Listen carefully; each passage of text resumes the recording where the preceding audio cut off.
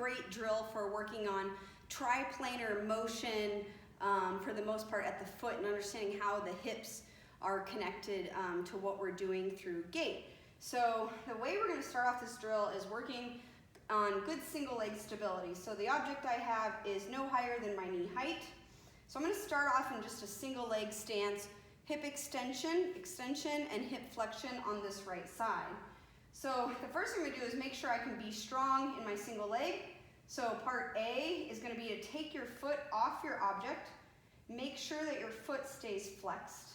You want to feel like you're kind of pulling your heel back just a little bit to squeeze behind the knee. If we're really getting athletic, we want to bring that left elbow sort of out, away from the sternum and across the body, aimed at pretending like there's a magnet between that elbow and knee. Okay, so I have the tripod of my left foot, my stable stance. It was big toe, pinky toe, and then center of the heel. Okay, so that's part A. So you get into that hip flexion, single leg, athletic position. And then I'm going to go through hip flexion on the left and go into what looks like a single leg RDL. Okay, so this big sort of 90-degree, right? Single leg stance, but I'm in hip flexion here. I don't want to lock my knee, so the knee stays a little soft, and I'm kicking very firmly through the back leg. Now here, some of the weight's going to feel like it might be more centrated towards the lateral portion, the outside of the foot, and that's fine.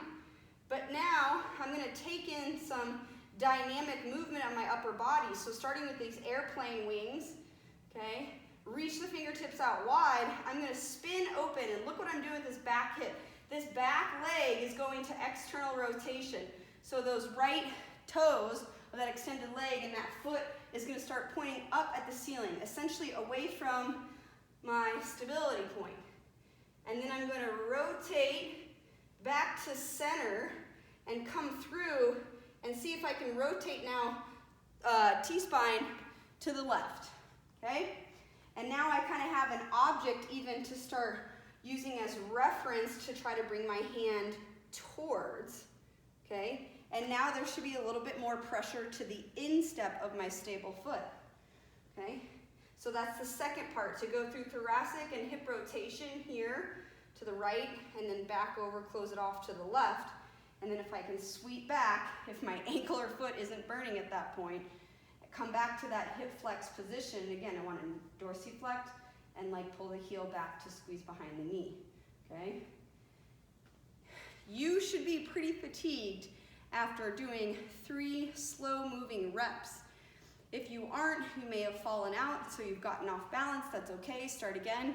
We shouldn't need to exceed 3 slow repetitions because that's a lot of coordination between the foot, up that kinetic chain to the hip, and even then through the core with our rotational patterns from that upper extremity area. So give that a shot. Let me know if you have questions.